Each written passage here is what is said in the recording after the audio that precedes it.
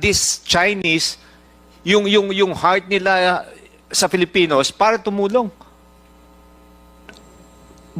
We would, because I keep hearing all of these things, na simply because we have Chinese partners does not make us less patriotic than the others. We would want to assure everybody that we are there, we are guarding the national interest, and it is part of our commitment in our concession agreement and our franchise. His statement is music to my ears, na talagang patriotic, everything. Kung talagang sinasabi mong may national pride kayo, may patriotic kayo, in-explain nyo fully to those Chinese that they should be here. Hindi naman na January 25 yung talagang holiday ng Chinese eh. Thank you very Thank much. you. So, Noted. wag tayong magsalita ng very patriotic tayo and everything. If you're really patriotic, you should have explained that to the Chinese people that they should be here. Pambabastos yung ginawa nyo sa amin eh. Hello po mga ka-viral and welcome back again to this YouTube channel. Latest update na naman tayo. Nabuking na ang tunay na status ng NGCP o National Grid Commission of the Philippines na siyang responsable sa pamamahala ng elektrisidad sa ating bansa. Nabunyag na hindi Pilipino ang chairman o namamahala dito kundi isang Chinese national pati na rin ang mga board of directors na ayon sa mga kongresista ay paglabag sa National Constitution na pagkasunduan ng nagdaang administrasyon ng Pangulong Duterte na makipagtulungan sa China para sa NGCP kung saan 60% ay sa mga Pilipino at 40% naman sa mga Chinese. Subalit, lumalabas ngayon na maaring sinasabotay ng China ang kuryente ng bansa at kinokontrol nila ang operasyon ng ating elektrisidad sa dahilan na meron pala itong control power sa Nanjing, China. At ito ay ang nakakagulat na nadiskubre ng mga nag-iimbestiga. Pinangangambahan ngayon ng marami ang national security ng ating bansa kung tunay ngang mayroong control system ang NGCP sa Nanjing, China. Isa sa mga isyu na tinalakay sa committee hearing on franchise ay ang hindi pa pagkakaroon ng audit report sa NGCP simula nang ito'y na-implementa, na ayon sa mga kongresista ay nakakaduda at labag sa batas. Sa nasabing hearing ay dumalo ang ilang mga personalidad na kabilang sa NGCP at talagang sinabon sila ng mga kongresista na sina Congresswoman Attorney Luestro, Congressman Adjong, Congressman Marcoleta, Congressman Rodriguez at iba pa. Natuklasan at pinagdududahan ng maaring may kasunduan ang nagdaang administrasyon na si Pangulong Duterte at China hinggil sa NGCP na baka naibenta na ito sa China. Narito ang nakakagulat na mga revelasyon sa nagdaang hearing sa Kamara hinggil sa National Grid Commission of the Philippines o NGCP. Atin pong panoorin. And so, chairman can be a foreigner, chief technical officer can be a foreigner. Now, it's clear. Now, let's go to the most basic, the most important constitutional, what pervades the Constitution, and that is national security, Mr. Chairman. It is not mentioned in the Constitution, but in every section, every article of the Constitution, always national security. What is there is national territory, national development, and all of this. So then we go now to the issue of the Chinese with the NGCP. Okay. So now, you stated, Attorney Sagayo, that indeed you have a memorandum of agreement between you and NICA, correct? And NICA, Mr. Chairman, is the primary intelligence gathering and analysis of arm of the Philippine government, carrying out three functions: overt, covert, clandestine intelligence operations. So we have to find out on this issue of national security, which is brought about during the last hearing and then now, that the Chinese are there, and therefore there is this is a question of national security because the Chinese interferes with the NGCP, interferes in its operations, its decision making, and therefore if they are there, it therefore creates a problem on national security, and which all of us Filipinos will be against if there is any foreign power that will therefore make, decide on the fate of Filipinos. We will know now whether this particular, has the NICA found any violation of NGCP in relations to these Chinese being there as technical or as board directors? Before you answer, you're 5 minutes up, but we will give you an extension because you're also a senior citizen. Yes, I invoke Okay, that for because two. otherwise Okay. there will be no equal protection of the laws. Okay. If you are going to Proceed. give We will extend. Congressman Marcoleta and not me. Thank you for the Okay. 3 minutes. Thank you. Otherwise, you violate the Constitution. Mr. Chairman, please. Please, attorney. No finding of any violation by And- NICA. Thank you, Mr. Chairman. Thank you. And since when did you have this memorandum allowing NICA to really go into the operations, go into the your distribution system and the influence of the Chinese in the NGCP? When did you have that NICA agreement? Mr. Chairman, Please. thank you, Mr. Chairman. Prior to this administration, we had been allowing NICA, ISAF to inspect our facilities. During this administration of President Marcos, we entered into a memorandum of agreement with NICA. And also during this administration, we allowed them, Mr. Chairman, to hold office in NGCP. Thank you, Mr. Chairman. So you're saying Proceed. that NICA, Mr. Chairman, can I proceed? You're saying that the NICA is holding office right there in your premises. That's what I said, Mr. Chairman. Wow. And Thank you. also, you mentioned about the ISAP. Do you have also agreements with the armed forces of the Republic of the Philippines? Mr. Chairman, with respect to the armed forces of the Philippines, we have agreements in the local level with respect to the protection of our facilities. And we also have an agreement with the armed forces of the Philippines with respect to reservists. We have reservists who are employees of NGCP who committed themselves to protect the transmission facilities. And Attorney Samboy here is a lieutenant colonel, is a lieutenant colonel of the reserve forces of the armed forces of the Philippines. Thank you, Mr. Chairman.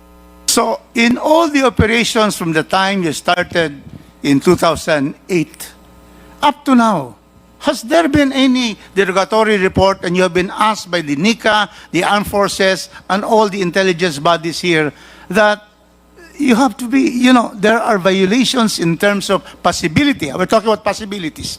Possibility of interference by these Chinese who are always intruding illegally in our West Philippine Sea, and which the Chinese has lost all 8 points in the International Arbitral Tribunal in Den Haag. Was there any to alert you? Because the NICA is the primary intelligence gathering and analysis of our country. Was there anything from the time you operated up to now that NICA has called your attention to violations? Mr. Chairman, there's none. We haven't received any notice from NICA, from ISAF, that we are violating security measures and laws. Thank you, Mr. Chairman. And my final question is to the President, President Anthony Almeida. You're under oath. Where is Anthony? Mr. Almeida, please take your respective seat. I Do think you- he went to the restroom. Yeah. All Do right, you there. assure this august committee on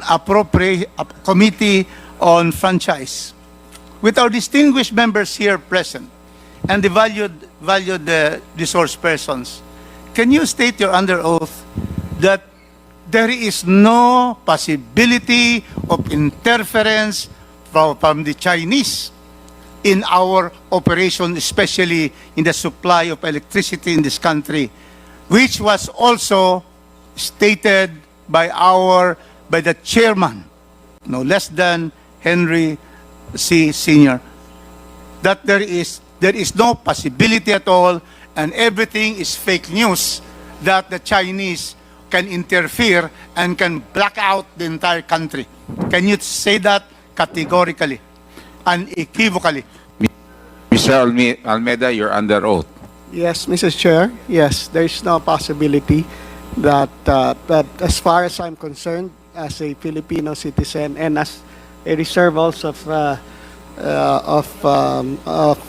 armed forces, I categorically say that there's no possibility, Mr. Chair, that the Chinese can, yeah. Thank you. And with that, Mr. Chairman, it is clear that the NGCP has not violated any constitutional provision and even the principles underlying the Constitution. Number Thank two, Mr. Chairman, it has clearly followed all the provisions of its franchise. Third, all that they have done has been approved by the ERC. The pass on of the franchise tax and all the cross ownership and also the public offering. So, Mr. Chairman, I do not see how we can continue with this hearing when there are no violations. Mr. Chairman, that is my question. Thank you. Would you again want to go delve on that when clearly the constitutional issues, the franchise issues, the speculations, Mr. Chairman, I think we should already adjourn and let's go to face what are the important bills of our country, like my intelligence bills, my anti-espionage bills, Thank you because very that much. will increase the penalties of spies.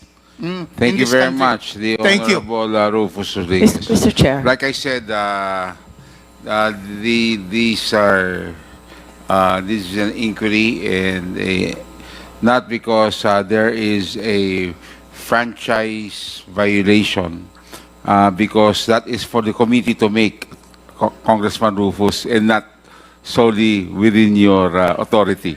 Okay? That is a collective Mr. Chair. decision. So hindi nyo kayang desisyonan ho kung may franchise violation. But again, we're looking at how to bring down the prices of electricity, and we will continue to do so until we're able to achieve that goal. Now, Mr. Chair.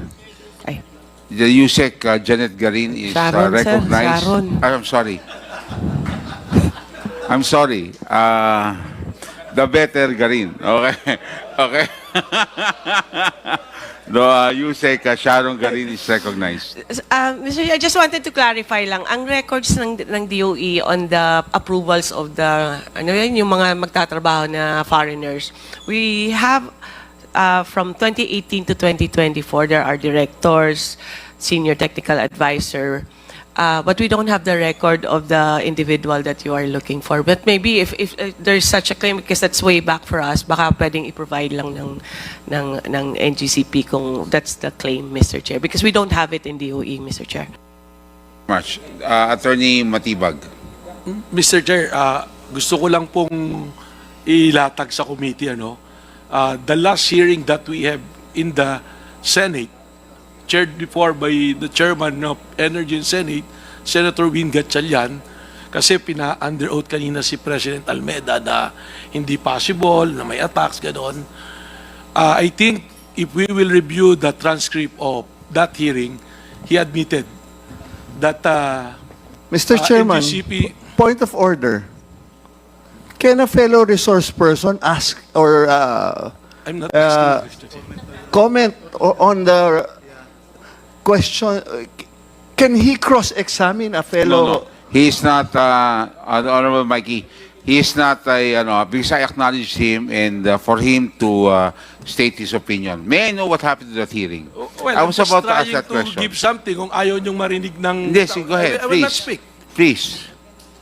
Ano yun? Hindi, nag-hearing kasi noon, chaired by... That was the last hearing that we had. That was... Anong sabi ni... Anong sinabi? Sinabi niya na... Point of order, everyday- Mr. Chairman. Ayun, Melvin. Attorney Matibag, pwede ba tapusin na ho Di ba po, natin? Mr. Chair, we are here Yes. to find the truth. Yes, correct. I'm Go here ahead. as a citizen also. Okay. Proceed. Please proceed. I'm not for China, I'm for Philippines. Okay, go ahead. Witch Okay. hunting here. So what was I said? don't want to witch hunt So here. for You're the, not with One something. specific company. I'm stating a fact. You reviewed the Senate The last facts week. are very clear. I tell you, order. whatever is stated in the Senate is not here. It's what is stated here. He yes, was under oath when he made that statement. Correct. We are now in Congress, in the House of Representatives. Okay, Yes. Mr. Chair, if you don't Yes. want to hear me, I Again, will keep quiet. like I said, I'm asking you to continue. What was said? Quiet, please. He stated that NGCP is suffering an attack every day. Okay. And Mr. Chair, From may I be where? recognized? From where? kung saan-saan. Maraming yung cyber attack. Ah, okay. So yun ang issue. Yun yung sinasabi ko kasi based doon sa sinasabi under oath, wala, hindi pwede. Okay. Mr. Chair, may Okay, I be thank you very recognized? much. Attorney, sundin lang po ha. I will acknowledge you. Relax ka lang. Okay? So I will, Attorney Matibag, are you done? Have you said your piece? Okay na po That kasi it be baka said, magalit po yung mga abogado. Hindi. Okay. Abogado ka rin naman eh. Okay. So pare-pareho kayo abogado. Yun ang mahirap pag maraming abogado. Attorney. Okay? Mr. Chair, thank you. Yes.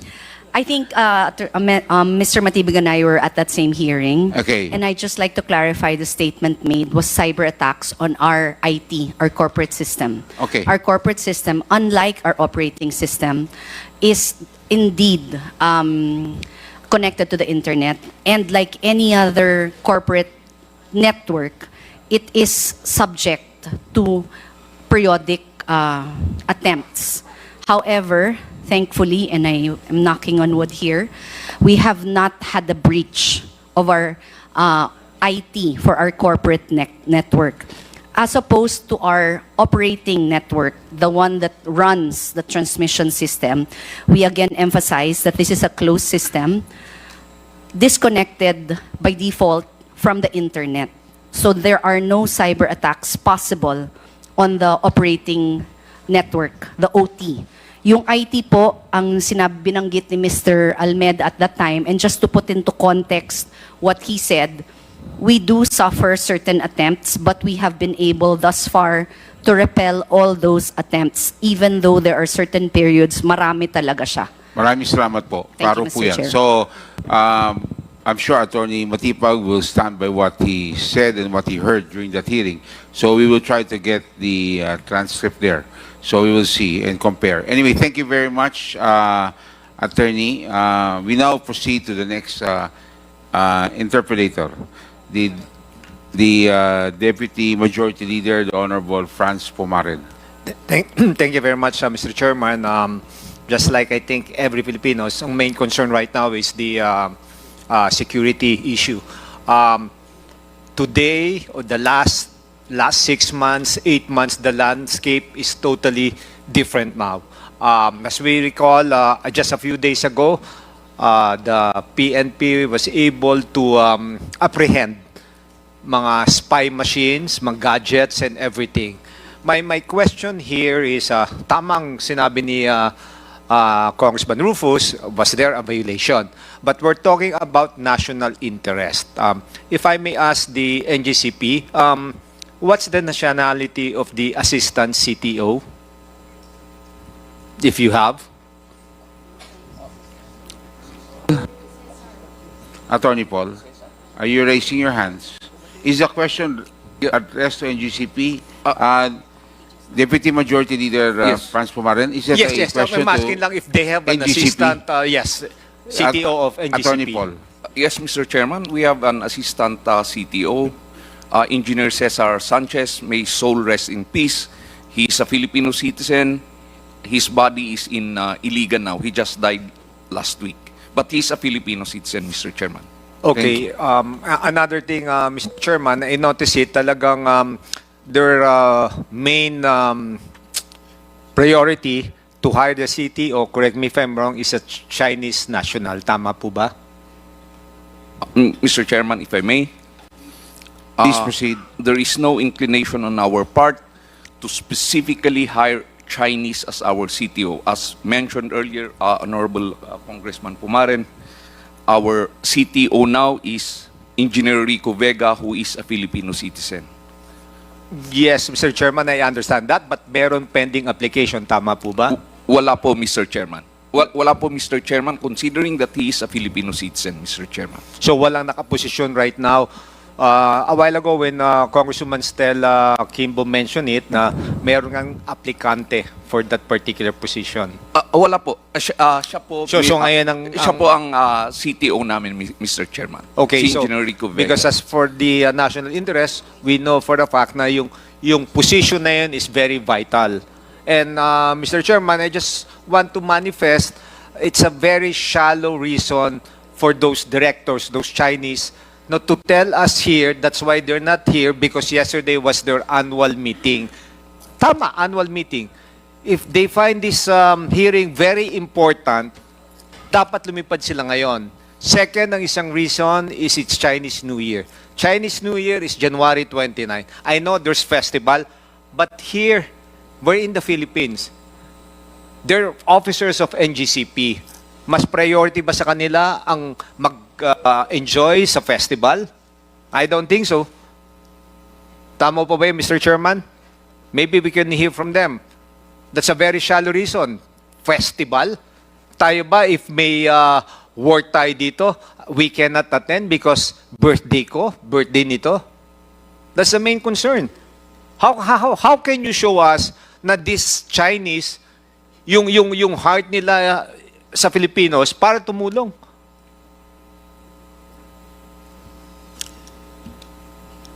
Mr. Chairman, if Are you done, Honorable? I want an answer from the... Attorney Paul.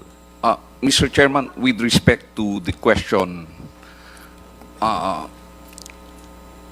believe, Mr. Chairman, that, and I'm pretty sure they purchased their tickets prior to the receipt of today's hearing. So that's why they had to fly to China. As to the concerns being raised by Congressman Pumaren, rest assured we will relay all of those things to our Chinese directors. Mr. Chairman. Thank you very much. And, Mr. Chairman. As requested earlier, notices will still be sent to them for the future hearings. Thank you. Yes, I know that we will invite them. Pero mababaw naman, nakabili ng ticket and everything. If they find this really important, they can still buy another ticket. And Mr. Chairman, I would like to make a motion also if we can invite yung Nika, yung sinasabi nila na nag-office dyan sa NGCP. As we all know, I hope I'm wrong, baka they're too comfortable with their setup right now in NGCP. Because like what I mentioned, the dynamics right now totally changed with regards to what's happening here in the Philippines. With regards to, I'm not trying to zero in on the directors or officers of Chinese nationals in NGCP. Pero ngayon, iba na po ang dynamics, iba na po ang landscape. A few days ago, may nahuli tayong Chinese na nag-spy. Diba? So, if we can invite also the yung Nika, the one in charge of Nika, or the one assigned to that particular office, para we can hear kung ano po talaga ang what's happening. Take note of that, and indeed, the security issue is something that is in, I would say, top of the list or top of mind of all Filipinos. Yes, the Honorable Franz Pumaren. Yeah, ano lang yun, that's my query lang. It's just so frustrating, you know, those Chinese nationals, parang napaka-special for them. Hearing ang Rason Festival, nakabili ng ticket. Don't tell me they cannot afford to buy another ticket if they find this really important. Thank you very much.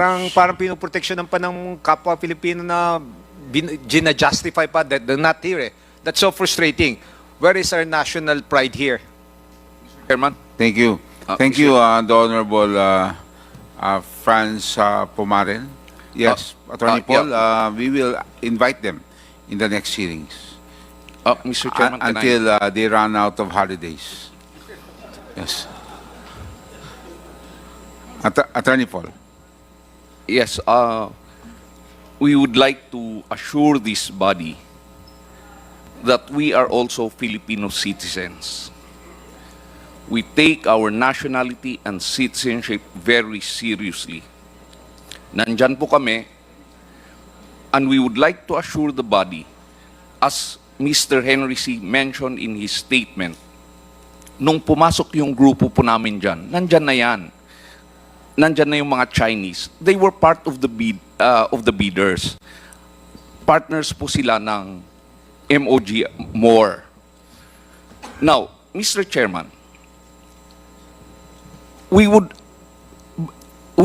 because I keep hearing all of these things, na simply because we have Chinese partners does not make us less patriotic than the others. We would want to assure everybody that we are there, we are guarding,